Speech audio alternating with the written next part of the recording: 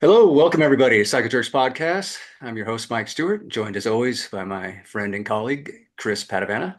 How you doing, Chris? Well, good, thanks. How are you all doing? Yeah, and today we have a special guest. Steve Westover is joining us.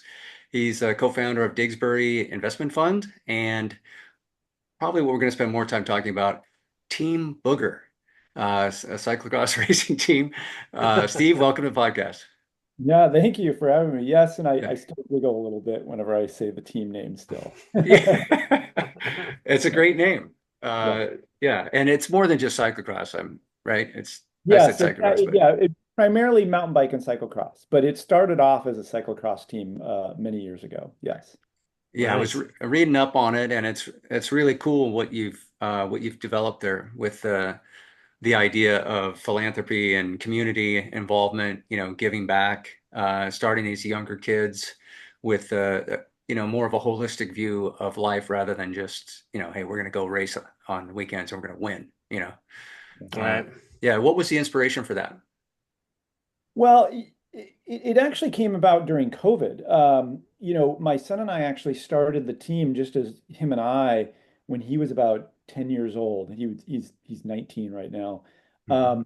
And we just sort of ran it as like the Finn and Steve fun team, Team Booger. It was kind of just a goofy joke at that point.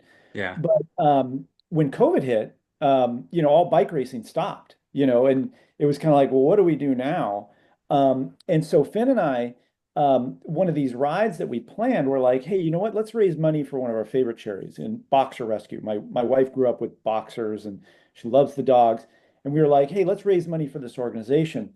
And so we actually ended up planning a 90-mile race to, if you're familiar with the Seattle area, there's a burger joint called Dick's Drive-In, and they have a whole bunch of locations around Seattle. So we ended up riding to all of those Dick's Drive-Ins, and it was like a 90-mile ride, and we ended up generating about $6,000 for this boxer rescue. So we Nice. ended up doing it like 2 weeks later. We're like, hey, we let's do some good here. We're not doing anything else. We ended up raising a bunch of money for a nurses organization. My wife is a nurse at the local children's hospital here.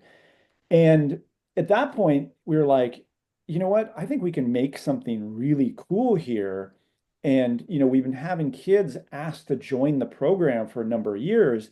It's like, let's be a little bit more than just bike racing. Like you and I grew up, as like you join a team and is like, what can they give me? And Yeah. I wanted to sort of flip that narrative to say, like, if you join this team, what are you going to give back? And we sort of have this thing where we call, it's like we're creating good humans, like, so Yeah. if the kid joins the team, we try and have that ethos throughout what we do with the entire program. We're like, if you join the team, you actually have to donate $100. You don't buy into the team, you don't pay for the team, you have to go donate $100 to a charity of your choice. And then the kid gets a jersey and shorts. And that sort of starts the sort of giving back mentality that the kids have. Mhm. And that's what we've been doing with the team for probably the last, I would say, about 4 years. And it's just sort of grown and developed from there. And it's been popular. Yeah. Wow. That's fantastic. Well, so something good did come from COVID. Yeah, it There's one. definitely did. Yeah, Yeah. All right. Yeah. Just a few things. That's a great way to start because I always felt like in my tenure in the industry was that, so many people were like, what's in it for me? What's in it for me? And this is great that you've started it from the ground, from athletes that are young and hopefully developing a mindset. yeah. Yeah, I Yeah. mean, we may get into this later, but Mike and I worked together years ago at Giant. Yeah. Um, and it was kind of like you got so sick of like all the phone calls and letters and emails you would get, like, hey, I'm, like a master's 50-year-old cat 4, I need a free bike.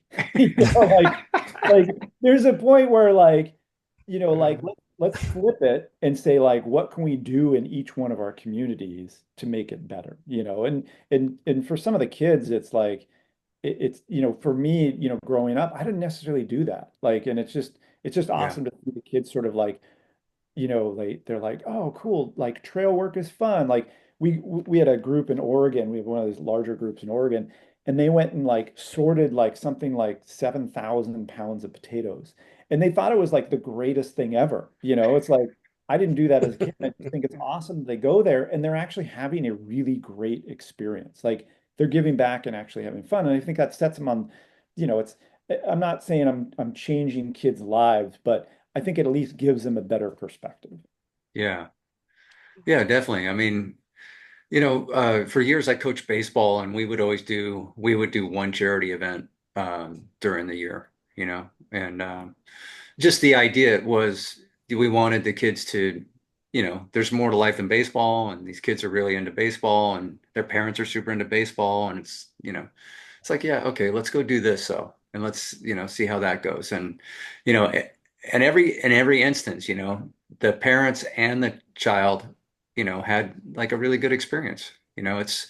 It it is it's weird, like to think it's in a way it's almost selfish, right? Because you go do something, uh, But it makes a you feel good. charitable act, and you Yep. feel so great, you know. Yep. And but a lot of people don't, if you've never done something like that, you don't really have that experience to understand. So it's good to get these young kids and adults too, you know. Yeah, yeah, Yeah, totally. Right. Yeah. yeah. So we usually like to start out with uh, finding out, when did you get hit with the bicycle bug? When did it start for you? I mean, was it from a kid, or did you start late in life, or when did Yeah, you? yeah, it's funny. Uh, when I was like 13, 14 years old, I had a brother who was really into bikes, and he was 4 years older than me. So when I was 13, 14 years old, he was what I would call like a gearhead nowadays. Like Uh-huh. he had a Celeste Bianchi, like beautiful steel Celeste Bianchi. He was Hmm. one of the guys who bought um, the first pair of Mavic clipless pedals, if you can remember those. Oh yeah.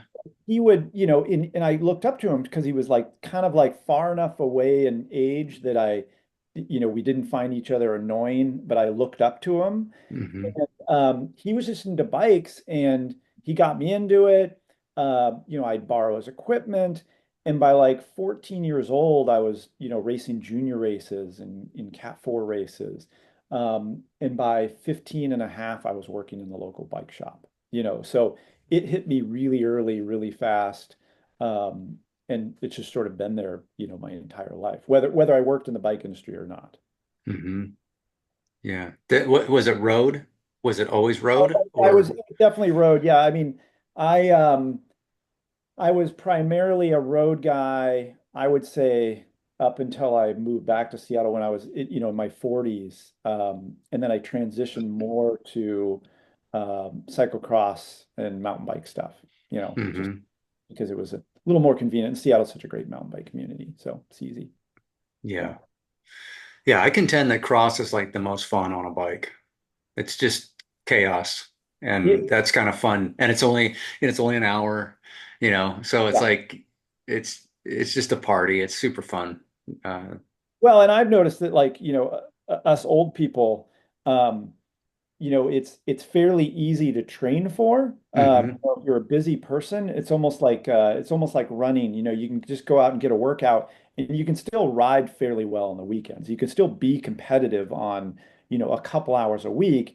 If you're trying to train for Unbound, I mean, that's a massive investment. And I don't know, riding 200 miles on gravel isn't my idea of total fun, but riding for 45 minutes in the mud with my buddies and having a beer afterwards is a heck of a lot of fun to me.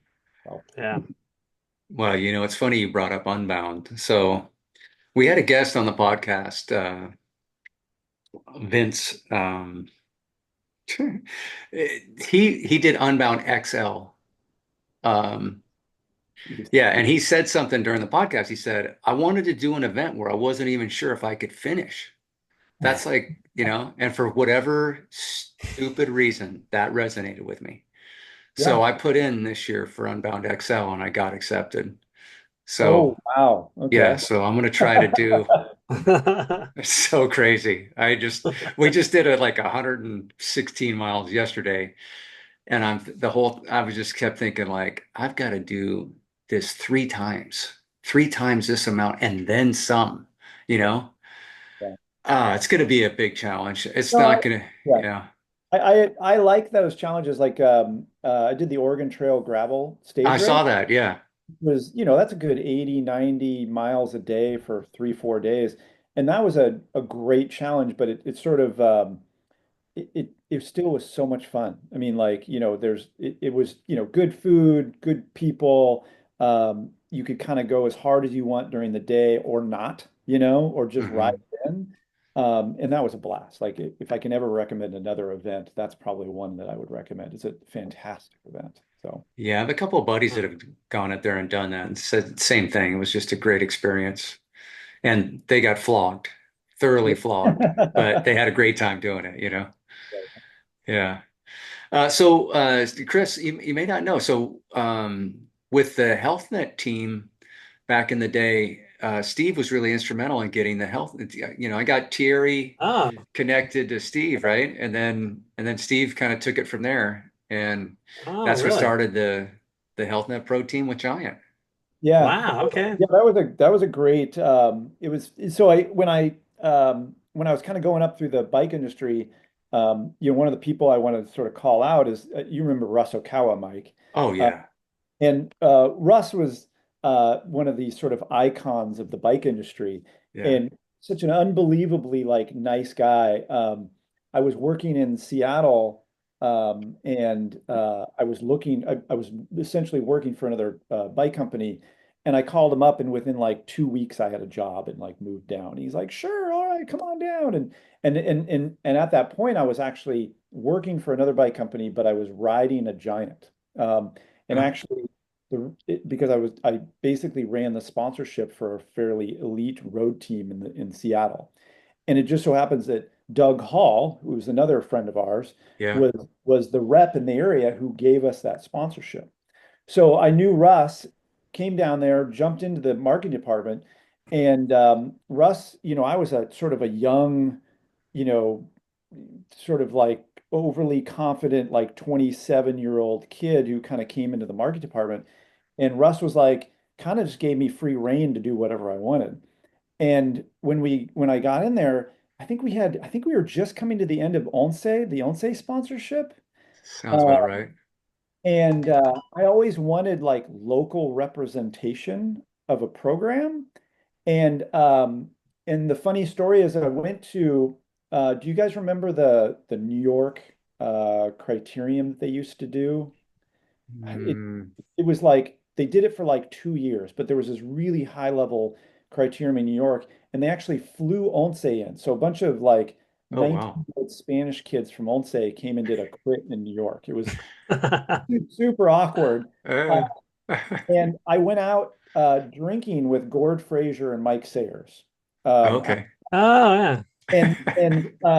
and they pitched me on HealthNet, and they were just started the team that year, and it was like kind of flailing at that point. Yeah. Thierry came in, and I remember I got back to the office like a month later or a couple weeks later, and Mike sent me the email, like kind of doing the intro, like, "Hey, you should really get involved with these guys." And I already had this great experience with Mike and Gord, who I thought were just awesome people, Yeah. and um, and we basically signed an agreement a couple weeks after that, and that went on. I can remember opening like Velo News like for the next Hmm. like 2 years, and it would be like Giant would occupy like 80% of the pictures in like a Velvet because we Yeah. had like T-Mobile and we had HealthNet like winning everything. It was Yeah. absolutely insane. And they had that Uh, Maxxis tire deal too, and they had that two-page yes, shot that they just kept running with the whole peloton of HealthNet, you yes. know? Yeah. Yeah. Yeah, So you don't know you've got it good till you're out of it, yeah. like I remember thinking like, wow, this is a lot of coverage. This is great, Yeah. And they talk about the Lance Armstrong era sold a lot of carbon bikes, but I Yeah. would make the joke that Lance Armstrong sold a lot of giant carbon bikes at that time because we were just like pumping them out. Oh yeah. People loved the product at that time. It was amazing. So Yeah. that was a great that was probably one of the better things I put together. And I still talk to Gord. I still talk to Mike. Those guys are just really, really great people. And Mike could tell you stories for the next, he could tell you stories for like, you should literally have a part two with him because Yeah. Yes. Yeah. Yeah. Oh, so you knew about, I was gonna say, oh, you we'd had him on the podcast, but oh yeah, yeah, yeah, yeah, yeah. Yeah, yeah. he's a great storyteller. Yeah. So fun. Yeah, he's All done right. so much in the sport too, so And he's doing work up in Seattle with a bike shop. I can't, is it Meteor or something like Uh, that? Metier, yeah. He's got, Métier. yeah, it's like a local shop downtown, very high-end stuff. Yeah, I think he was um, basically came in because I think the owner uh, had a kid or something like that. Was basically doing sort of a maternity switch off thing. So Okay. yeah, Got yeah, it. yeah. He's great, Mike. And like I run into Gord. I ran into Gord at a kind of a local stage race a couple months ago. It's great to see him every once in a while. But right. yeah, those guys. I mean, kind of legends, of the era. Didn't we do a custom frame set for Gord? We did two custom frame sets. I was trying to remember who that Yes. was for. So there's gosh, why am I for is Jason? It's the U.S. kid, U.S. national Olympic Uh-huh. bike. God, why am I forgetting his name? But we did a bike with that was white with little bitty Canadian flags on it, or the maple leaf. Yes. And Gord always makes a joke. He's like, "Thanks for making me a panty bike," because he says it looks like women's underwear. Um, and it's and Uh, it's funny because every once in a while he'll send me a picture of it because it's hanging in the Canadian Bicycle Hall of Fame. Oh Uh, wow, that's cool. yeah, so it's still there, it's still alive. But yeah, no, there were a number of bike. Was it McCarthy? Jason Yeah, Jason McCarthy? Jason McCartney, yes, Yeah. fantastic rider. Went on to ride for Discovery and had some W- huge wins in his Right. career. What did we do for him? We just did a red, white, and blue like Olympic. Oh yeah. Now I remember. Yeah. Yeah. Yeah, that was just a cool time. And then, just having Thierry, this guy I've known for years, and then he gets into this pro racing, and Oh yeah. when he first told me about it, I'm like, what? What? Yeah. You're doing pro racing? What are you talking about? And he's like, oh man, I'm gonna legitimize this thing. We're gonna go places, and Giant needs to get on board, and Well, he and the thing about Thierry is he was such a big talker, oh yeah. and I hate to say it, but most of the stuff that he talked about worked out. Yeah. And I really like. I mean, obviously he helped Giant and myself, and I mean he was just a great partner throughout those years. Yeah. Uh, he did a wonderful job. Like, but yeah, he was always such a big talker. But it was like it's like should I go through with this? It could go both ways, and it always. I mean, 99% of the time it was good. So Yeah. yeah, I really appreciate the work that he did on HealthNet and all those other programs. Yeah. Yeah, it's like, you always hear speak it into existence. I mean, that's kind of how he rolls. Yeah, Yeah. totally. Yeah. So when you were a Giant, what forced you to leave Giant? Was there something else? Were you looking to move away or get back to Uh, Seattle? yeah, so I'm originally from Seattle. Hmm.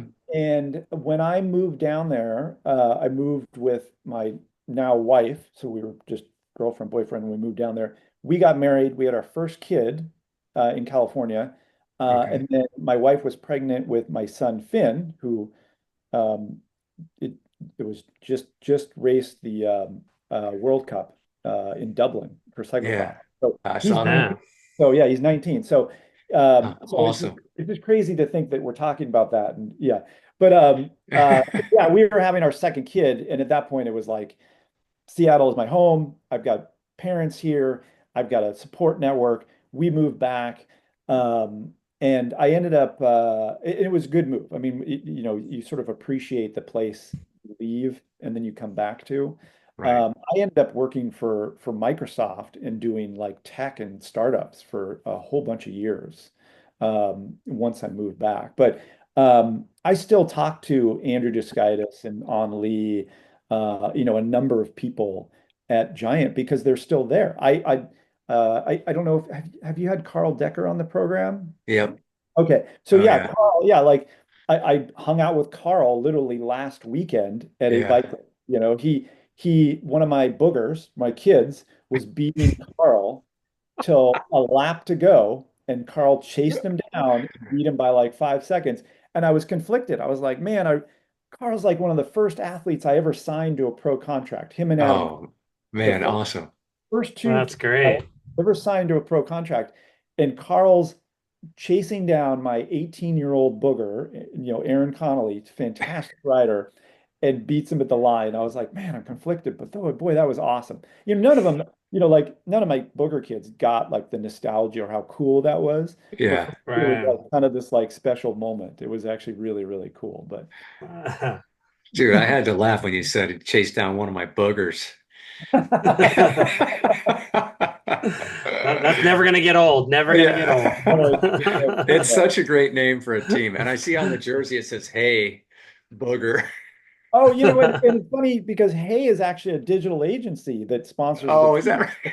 Most people, right? most people think I'm saying Hey Booger, but it's Yeah. actually just worked out really, really well. Yeah, no, Yeah. yeah, they were actually they're a great sponsor too. But That's Yeah. funny. Well, Carl's such a great guy, obviously a great racer, but we work with Quarry, the Swiss clothing brand, oh yeah, and so I've designed a couple of Quarry kits just on my own. I designed them, and Carl races in them. So nice. yeah, it's just I didn't ask. I never thought. I didn't even know he had one. To be honest, because we would put like this internal email at Giant. It's like, hey, Mike's designed another kit, and here it is, and this, here's the buying window and all this, and yeah, and then all of a sudden I'm like looking on Instagram, and I'm just like, oh, look at Carl's in my kit. And Yeah. so I called him, and we just chatted about it, and then when I had him on the podcast, he said, "Yeah, dude, I'm racing in your kits all year." I'm just like, okay, Yes, that that's was great. pretty Oh, that's awesome. awesome. Carl's No, the that's great. best. Yeah, Yeah, I ran into him at Pan American Championships in Missoula, Montana, like a month or so ago. And I don't know if he knew I was going to be there, but he shows up in the giant Pearl Zumi, like oh 20-year-old kit, like skin suit that, the team that I put together, with yeah. him, he shows up enraced in that skin suit. And it was Oh, just man. so hilarious. I'm like, I don't see how the thing still had like spandex flexibility still in it. But he's just such a funny guy, and he's still fast. Like he's now old enough to be in my age group. So I always appreciate when he races the elite race and not the masters race. Yeah. So he's still wicked fast. He still loves to get out there and race. So yeah. Yeah. He's he's been giving speeches when we used to have sales meetings pre-COVID, in-person sales meetings. He would, a lot of times he's there or he's at our link events, and he's always making these, have a little speech about how long he's been with Giant and all the trials and tribulations of his career. And then, he just pokes so much fun at himself. He's so self-deprecating, and he's just like, I'm just amazed that I keep getting contracts. I mean, how long is this going to go on? He's like, he says, I'm just letting everybody here know I'm not going to be the one that ends this run. So, I'm just happy to be here. You know? The story with Decker, it's kind of a funny story. I hired him. So I hired Adam Craig. Adam was like 18, 19 years old, like the next wonderkind, US mountain bike racer. I mean, he ends up going to the Olympics. I mean, Yeah, Adam is amazing. incredible. Um, but you really need basically a partner or a riding partner on the team because you can't just have one solo kid. And plus, he was 18, 19 years old. And I ended up calling a shop in Oregon and recruiting Eric. I remember talking to Eric Tonkin. I don't know if you know who Eric Tonkin is, Hmm. uh, but he owns a shop up in Oregon, and asking like if he wanted to go be on the program.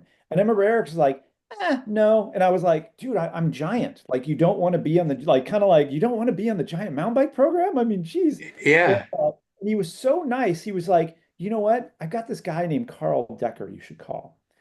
So I call Carl, And I find out the whole story. Carl had literally broken his back, like, and has a steel rod or two in his back, like 2 years before that.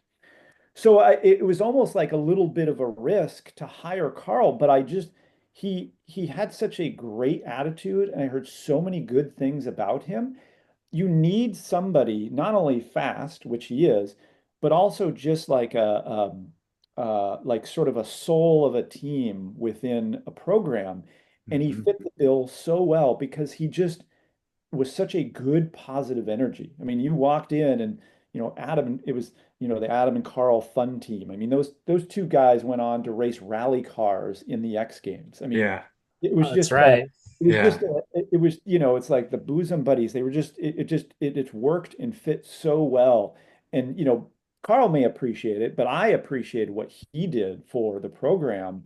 And every time we bump into each other, I'm like, "You're still employed by Giant? That's crazy." He's like, "Oh, who would have known? Thanks a lot." So it's sort of like Yeah. those just crazy things. I love seeing him. He always reminds me of like the old days. So yeah. Yeah.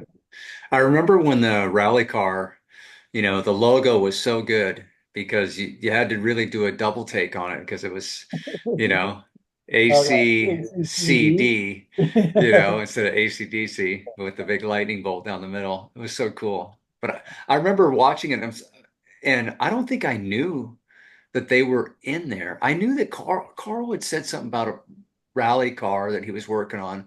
And then next thing I know, I'm watching the X Games and it's like, oh, what? Yeah. Yeah. Yeah. Typical Carl fashion, right? Like, oh, I'm just kind of tinkering on this rally car. Yeah, no mention of the X Games in the near future. Yeah. But yeah, he's a special one for sure. And then, guys like that, boy, man, you could pick them. Guys Wow. like Adam and Carl are guys that you just they've been with the company ever since, Yeah, you yeah. know. And Yeah, you got to hand it to like Andrew and On Lee, who sort of recognized who they were and what they were for the organization, because it's easy to sort of like once, myself, I have a personal relationship with those individuals, but for me to leave and them to sort of like recognize that and keep them around, that's yeah, pretty. I mean, like I mean, I appreciate them too for recognizing that and also just, understanding the value that they brought to the organization. So yeah. yeah. Yeah, were there any other hires that you made? During Because that whole episode, we had like McKeely Jones, we had a bunch of different groups and individuals during that time that just, I mean, were a blast. I mean, I remember Russ Okawa was the one who actually brought on Jeff Lanoski during that time. oh, And okay. Jeff is still near and dear to my heart. That guy's such an Me amazing too. individual. Yeah, Um, he went on to ride for a different organization. yeah. Uh, but yeah, I mean, you know, I can't really remember of anybody else of note. Actually, one of the greatest, another individual from the mountain bike team, who you've had on the program was Tara Yanis. Oh, Uh, yeah. Actually brought her over from, I think it was Yeti at the time, and she was the sort of the linchpin or anchor rider of that team, and she was an amazing individual. Oh, yeah. Along with Dustin Adams, who I don't know if you know, he runs We Are One Components, and he's phenomenally successful with that organization. Like if Hmm. you would ask me, like I knew Dustin, I mean, most downhillers, I came into the program when Miles Rockwell was still on the program. He was his Yeah. last year. And most downhillers are fairly focused individuals. Like they're trying to get down a hill as fast as possible, sort of like, doing things that you and I don't think are very sane. Hmm. Um, and you sort of get this sort of perspective of what a downhiller is. But Dustin is a CEO of a major bike company now. Yeah. I would not have thought of that. And he's just so impressive with like his thought process and how he's really built that company. He's an amazing individual.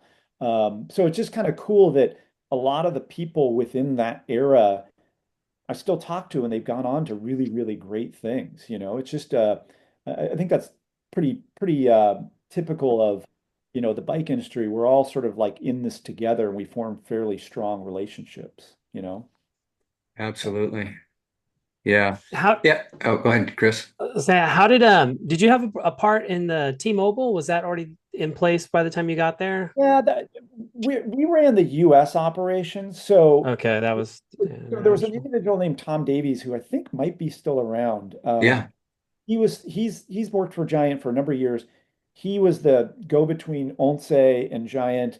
And so that deal was basically like, hey, we're doing this, and it appears one day. And I think Yeah. Right. that's kind of why I brought HealthNet into it, because with HealthNet, I can actually do very specific things with the team. I could require them to be places. It was near impossible. Like, we never got Jan Ulrich to come over, you know. Yeah. We never got any like the big riders to really do anything in the US. But with HealthNet, heck, they'd show up to, the San Francisco, you remember the San Francisco Grand Prix. That Oh, thing, Oh yeah. yeah. amazing race. And they either won that darn thing, or they made the race like the most exciting part of the race. Yeah. Um, so no, not really that involved, but still great program. I mean, that was a Right. I've still got a T-Mobile bike or two in my basement from that era. Do you really? Yeah. How many bikes are in the basement? Oh, not that many. I mean, when your kid rides a lot, I probably got about a dozen. And then when you've got, cyclocross, you need two bikes, and I've got more pairs of wheels than you ever want to know. So So Yeah. it seemed like you were pretty young then with when you were working with Giant, would you say? I mean, it just seems 27, like right? I was 27 years old. So yeah. So to have that kind of like pull or leverage, like, with the team, I mean, that's amazing. yeah, that's one of the things where, like, I first of all, I can't believe somebody allowed me to do that stuff. But that was sort of like Russ, Yeah. like, if you took initiative with Russ Okawa, like, Russ was super great at like working with dealers and the reps, and he had this thing that he loved to do. And if you took initiative and said, hey, I would love to do this. I want to do this. How about this? He'd be like, sure. All right, awesome. So he gave the keys to, like I said, kind of like a overconfident, kid who just, had a lot of motivation to do some fun stuff. And luckily, by, chance, a lot of it worked out really well. So it was literally, I look back and it was probably one of the most fun times I ever had in the bike industry. Wow, Yeah. great. Really, Man, really. that's cool. Yeah, Russ was such a sweet soul, and so I mean he had done so much in the industry, kind of like what we're talking about with Carl, where you would never know. He's so unassuming, Yep. and I didn't put the pieces together that he was Russ Akawa in from the BMX world, Yeah. until Yeah. like maybe the third time that I met him, and Yeah. then or the third time at the office, and we started talking about BMX and all the stuff that he had done in the early days of BMX, and a lot of his photos are still, Yep. they're.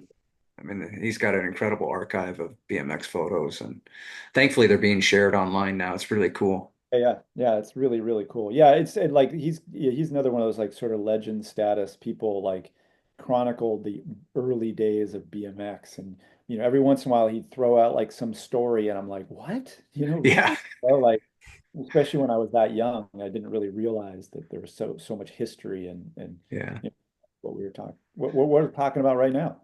yeah, right. Well, okay, so let's talk about Team Booger, and so you said the team has grown now to like you have 170 plus racers over 5 states or something. Yeah. So the first year we turned it into a nonprofit. I basically grabbed like 10 or 12 kids from the area that were on sort of like different teams, because there really wasn't like a junior program in the Northwest.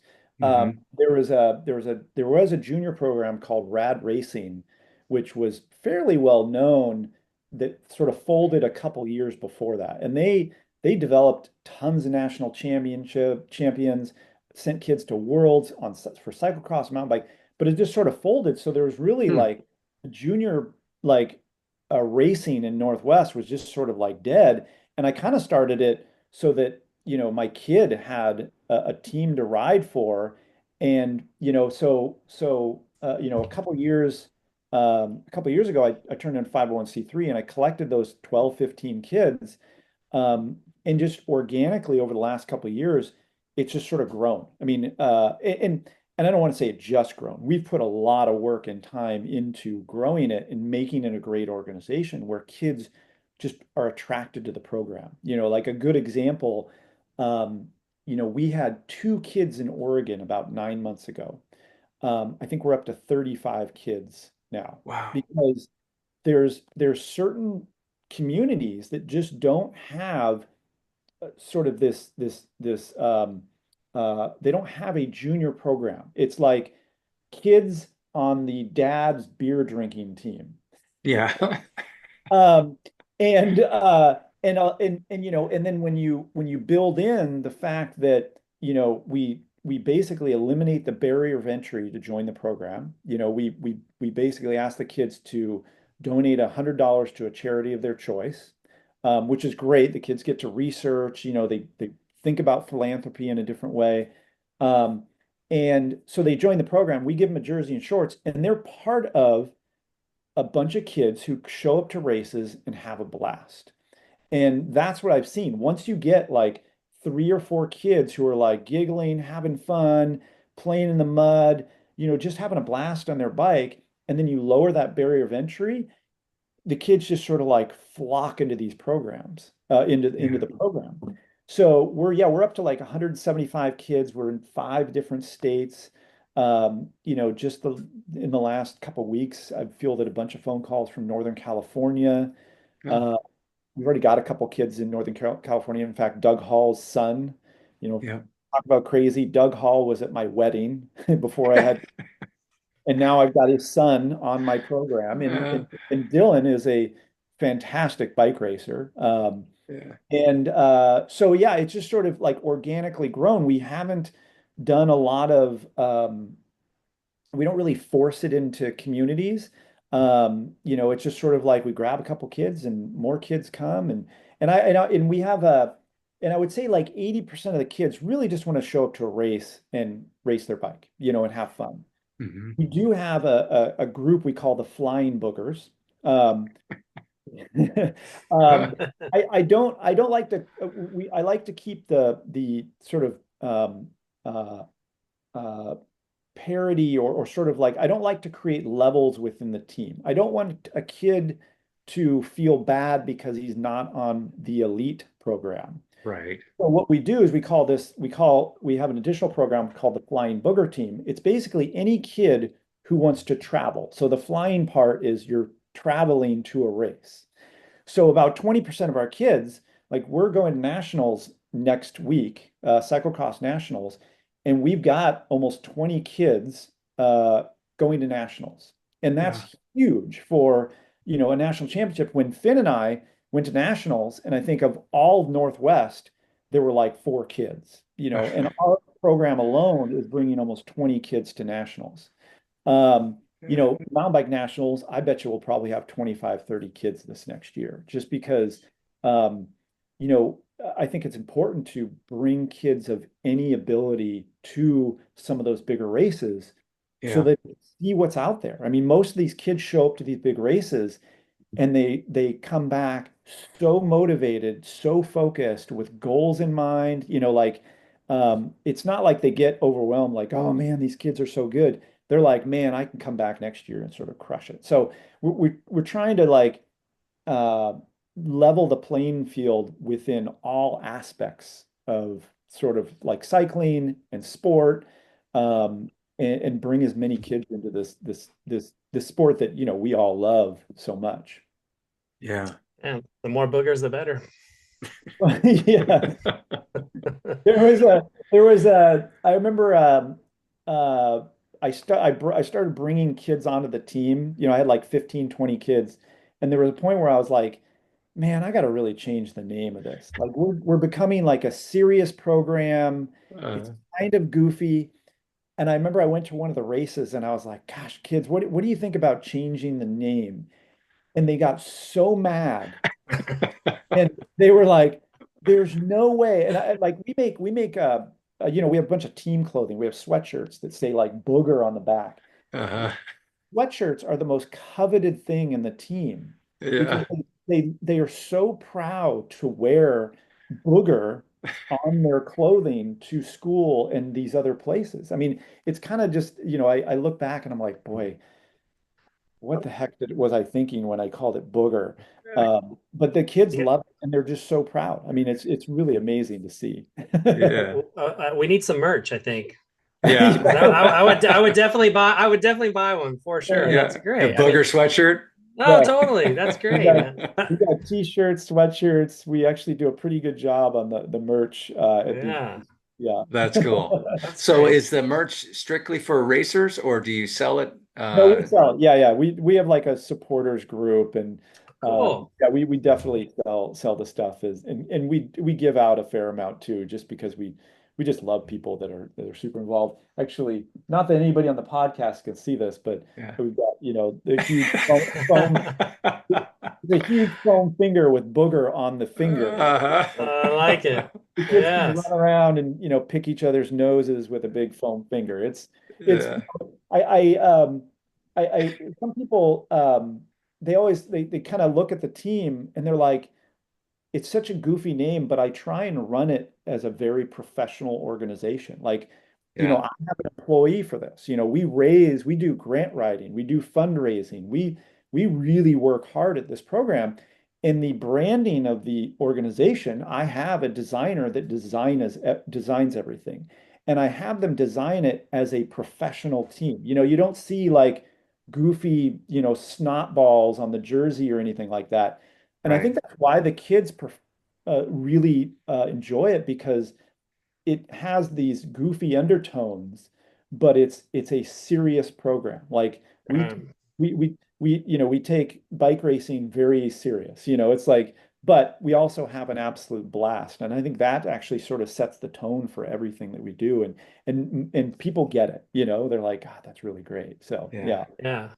That's cool because I Well, know, like when I was growing up racing juniors, there was a road cycling team called Plymouth Reebok, right? So these Oh kids yeah. had like the van and Yep. bikes, and it was so cool, but they were so elite, and you could you it would be hard to be a part of that, right? In the sense how you're talking, how it's accessible to a lot of these kids to Yep. be a part of something, and that's so fantastic. yeah.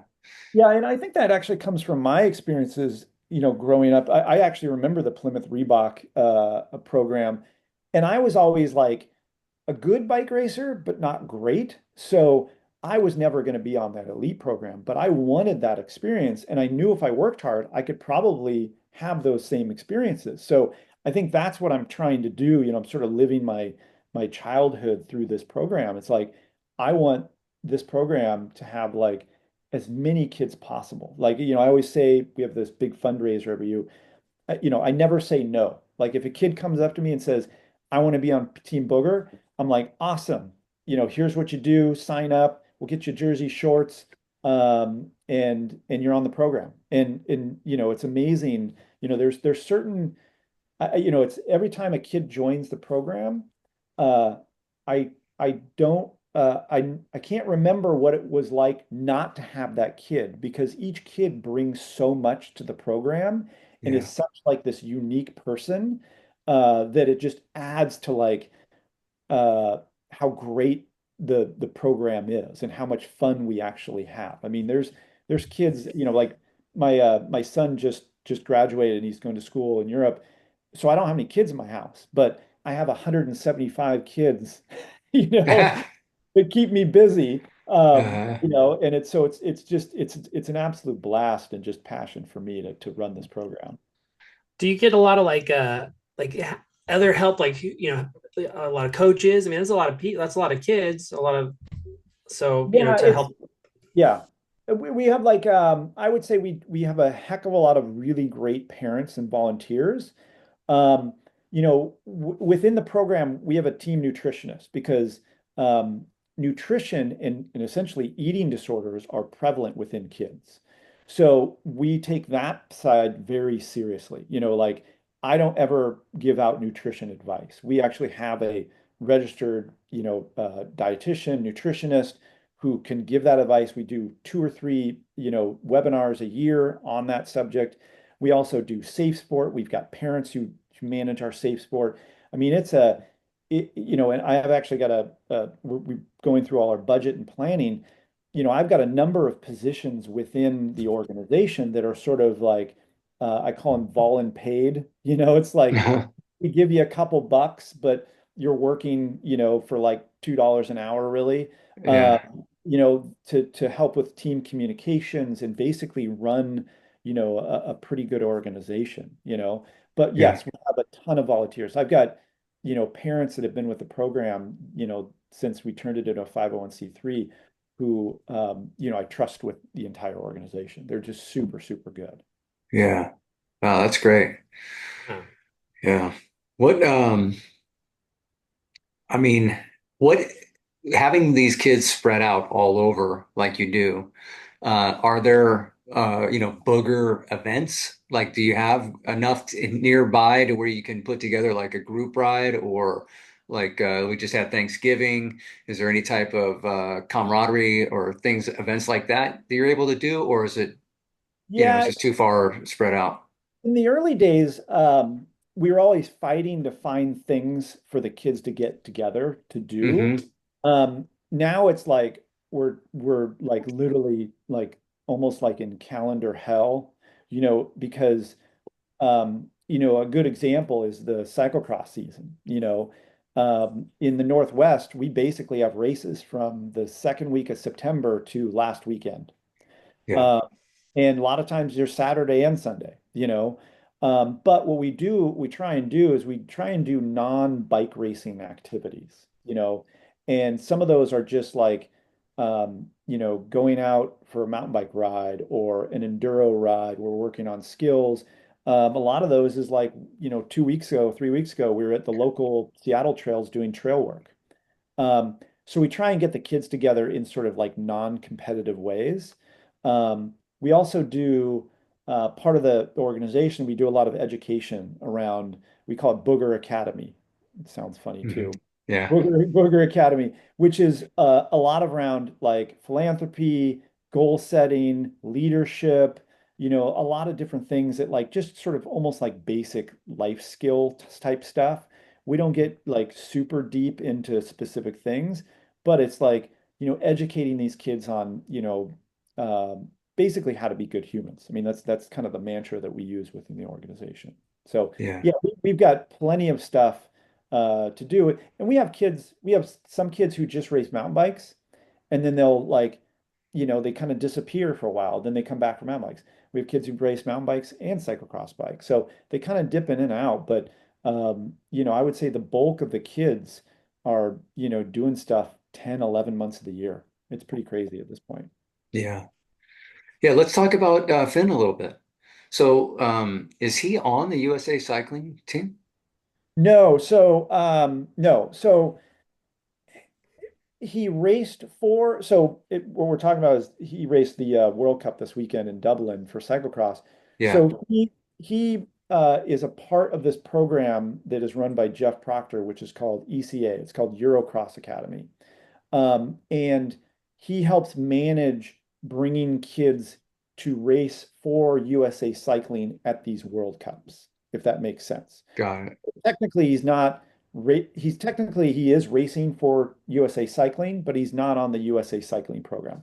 He still races in his Booger jersey in Europe. And the funny thing about that is Finn will go to like he actually did the exact cross race like 3, 4 weeks ago. Like he raced against Ellie Easybert, a few weeks ago. Yeah. And it's so funny because I get alerts on my phone for who visits the Booger website.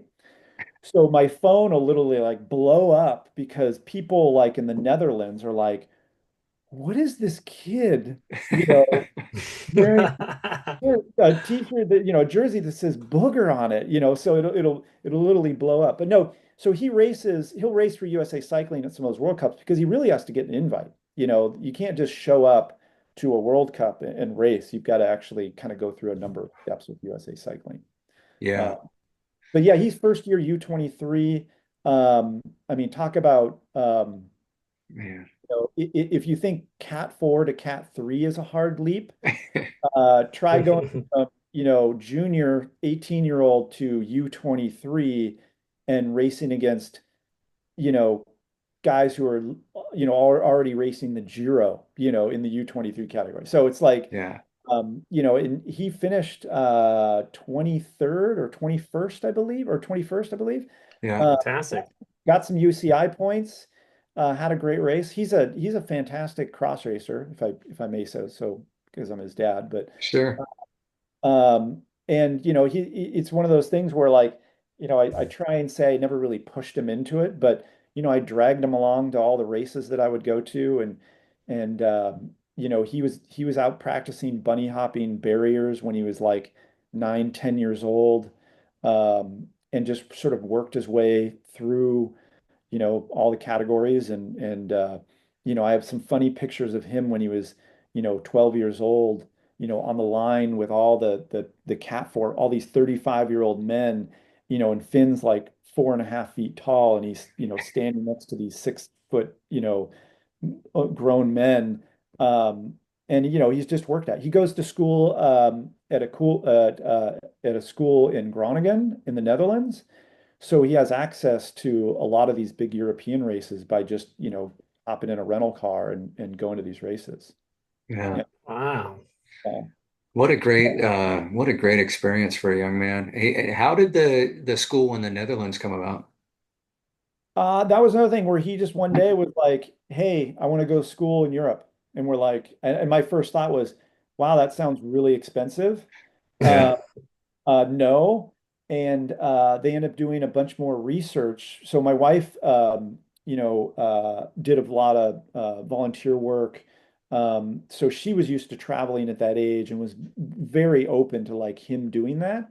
Hmm. So my wife and Finn just basically did a bunch of research and found out that going to school there is basically as cheap as an in-state school in the US.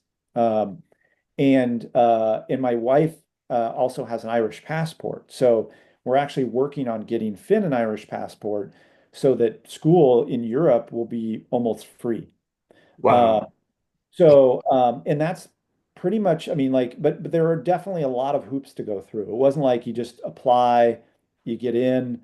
The school that he got into was his second choice. His first choice, they have fairly high standards if you're, from out of the country to get into these schools. Sure. And he had fantastic grades, but he still didn't get into one of the schools he wanted to. But the school that he got into, he's doing mechanical engineering, and it's Hansa University. And what's really great is they do 3-year programs instead of 4. They don't do like the European schools don't do like the lame like Com 101, Art 101 electives you have to take. They throw you like right into the degree and you're done in 3 years. So Mhm. so he's having a blast. I mean, he's always been a fairly independent kid. I mean, he came to us and said, "Hey, I want to go to school in Europe." So he's independent, he's adventurous, and I think he's having a blast. Yeah, it's awesome to see your kid thrive and do well in a completely different environment. Yeah, man. I'm trying to think, I'm a father of two. I can't imagine neither one of my kids would have come up with something like that. But as a Ah, father, you understand the low level anxiety that you constantly have, right? Oh yeah. Well, I not only do I that, but he's in Europe. And the other day he had a little bit of a bike issue, and I had to ship him a new frame. So, I dread the 3 a.m. phone call of like, Dad, I got hurt, or I've got a bike issue, or something like that. But it's Uh-huh. great, like he's awesome. He's a great kid, and he's doing really, really well. So. Yeah. wow. Man, that's so impressive.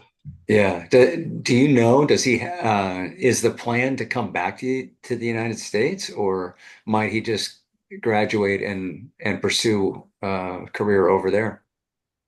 I don't know. I think he's just sort of like open to whatever happens. Honestly, I almost don't ask him those specific questions because I almost don't want to put pressure or stress on what he has to Right. figure out, you know? Yeah. Uh, uh, so I've heard really good things about like internships and things like that.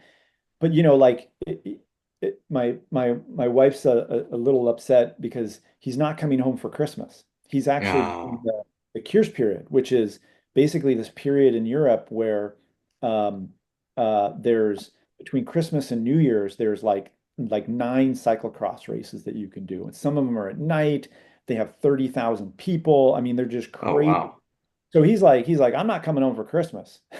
So he has, there's no I don't think he's homesick. Let's put that. I'm sure he's homesick a little Yeah. bit, but he's going to come home for the summer. We've already kind of told him that he has to because we miss him. Yeah. But I wouldn't be surprised if he um, finds a job over there or finds his own path that's not in the US just because that's just what he loves to do. So Yeah. do you think part of that desire to go to school overseas was also in part to have easier access to racing over there as well? Yeah. Oh, definitely. I Yeah. don't think I don't think he wasn't super vocal about that, but him Mhm. being uh my son, like Yeah. and knowing how we're both a little fanatical about bike racing, I knew that was a part of it, and I Sure. Yeah. and I and I didn't put I had zero expectations because you never know. You go over there and like your housing gets messed up or your school's way harder. Like I wanted him to sort of like go down that path if he wanted to. And it just so happened that he settled in really well with school. He's doing well. Like the school is based on sort of like project-based stuff. So he's able to not necessarily miss school. He's able to travel a little bit. So it worked out. It's worked out well so far. Yeah. Yeah. That's great. Right. Cool. Yeah. The reason I asked the question about pursuing life over there is because how serious he is about bike racing. Obviously, there's a lot of opportunity for a young stud bike racer. So it'd be interesting to see how it all plays out. Yeah, yeah, totally. Yep. Yeah. Yeah. Cool. All right. And then you have a daughter as well, and she does rowing, right? Yeah, well, no, she doesn't do row anymore. She actually went to Western, rowed for the first year. She Oh, okay. was a huge rower, went to nationals when she was in high school. She actually rowed for Green Lake Rowing, which I don't know if it's sort of a very well-known rowing group. I don't know if you saw Boys in the Boat or whatever that movie is. Like Oh, UW rowing, they went to the Olympics. Green Lake Rowing is very well known. They've turned out tons of Olympians, champions, et cetera, et cetera. But yeah, she's concentrating on school. She's like, I'm kind of done getting up at 4 a.m. But no, she's a junior. She's actually a biology major. She's doing really well. And it's funny, like she was a year and a half old when I worked at Giant, when I was last, employed. Yeah. So it's just crazy to see all the kids grown up and out of the house. Yeah. Yeah. I mean, Chris and I have been doing business together for so long, and it's like we were both young bucks when we started working together. Now Yeah. we're like these Right. old dudes. It's like, Exactly. yeah, it's crazy how quickly it goes, you Yeah. Yeah. know? It seems like the older we get, the faster it goes. Faster it goes. Yeah. Yeah. Be nice to slow that thing down a little bit. Yeah. Ugh. Yeah, well, Steve, I mean, it's really cool what you built there with Booger Racing, and you got a couple of outstanding kids pursuing their dream. I mean, as a father, that's about all you can really Yeah. hope for. And yeah, we wish you nothing but success with Booger Racing. Do you have plans for 2025? Anything different? Any additions? No, I mean we're essentially growing. I would say, to your audience, one of the things that we do with Team Booger, which I think is kind of unique, and it's this kind of a weird way to state it, but we almost have like a franchise method with the team um, where we run all the operations from Seattle. So, like insurance, communications, management, like all the stuff that a lot of people don't want to deal with, all the Yeah. tax, 501(c)(3) things. I run that all from the Seattle office, or my basement, I should say. And if you want to start a booger program in your community, we can set you up in a matter of days to where we will actually pay you, a parent, or let's say a coach, like a small fee to set up a booger organization in your community. And the only thing that you really have to manage are like practices and a little bit of communications. And we basically run everything else from Seattle. That's why Portland's been able to sprout up and grow so big. Wow. Spokane's been able to grow up, blow up and grow so big so fast. We even handle all the clothing. Like we've got a great clothing partner, Volair, which does like on-demand printing of our jerseys for us. So Great. uh, so if you've got like we're kind of looking at we're kind of moving down the West Coast. We would love to have one or two East Coast groups start this process and sort of organically grow. You kind of plant a seed here and there, and Yeah. then it sort of like spreads. That's what we've seen on this side. I would love to have, groups in other parts of the country, even if it's just two or three kids, that's a start, Yeah. um, and I just think we do some really cool stuff, and I would just love to be able to attract more kids to the things that we actually do. So if any of your listeners are interested, they can always send me an email at steve@teambooger.com. It's pretty easy to remember. Yeah. Uh, but I'm more than interested to chat with people. If you've got a kid or you're a huge proponent of youth and junior racing, I'm here for you. I would love Yeah. to spread it. Yeah. Well, I mean, it's already working. You're across 5 states and who knows, maybe the thing goes nationwide at some point. Yeah. Yeah. Yeah. Yeah. Yeah. Yeah. Be great to see with the tenets of the program, not just being about riding your bike fast. Yeah. Yeah. Yeah. Yeah. Yep. Yeah. Awesome. Well, thanks for taking the time to join us today on Cycle Jerks. Yeah. And Yeah. before I let you out of here, it's funny because we wrestle with the name of our podcast too. Because Yeah. when I first started, it was with this guy, this rock and roller dude, and he was kind of punk rock, and Mhm. the idea came up, Cycle Jerks, like the old punk band, But yeah, I don't know. I don't feel like it really fits you know, the personality of it, but maybe I like the way that you categorized Team Booger. It's like a silly name, but very professional Very operation. professional. Yeah. Yeah. So Yeah. whether or not we're a professional operation, but Yeah. we're going to go with that. Yeah. Yeah. Yeah. Well, that's great, Steve. And hopefully we can get some of our listeners. I know we've got a rabid fan base, a bunch of cycle jerks out there.